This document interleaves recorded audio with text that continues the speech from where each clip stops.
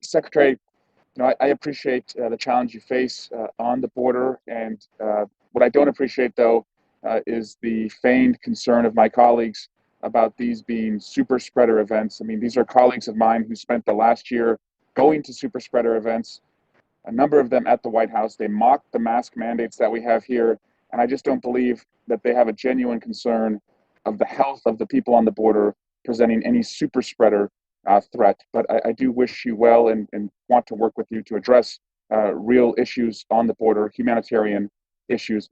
My question, though, as it relates to COVID, is: do you consider COVID do you consider naturally occurring biological diseases like COVID a threat to our homeland?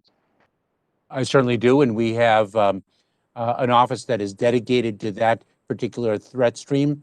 We have quite a bit of research and development in our Office of Science and Technology addressing biological threats, Congressman.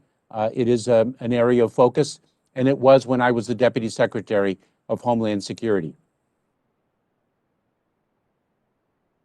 And Secretary, does the office have a standing strategy to take on biological threats?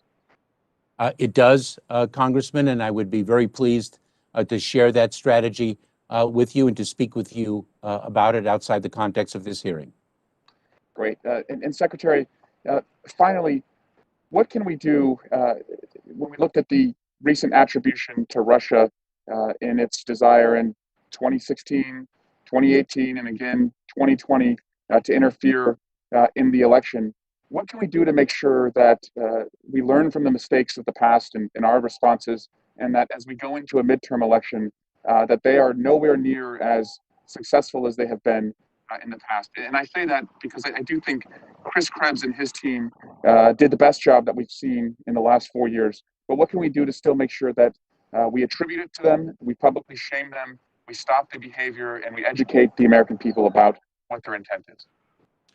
Congressman, we have quite a number of tools in our toolbox to address adverse actions by state actors. And certainly we evaluate each threat to the homeland based on the facts and the dynamics that it presents. And I know the National Security Advisor of the United States has spoken on this very subject, and that we have met on it as a government across the federal government. And I don't want to speak further Sure. to that. Val Demings and I are headed into an Intelligence Committee hearing.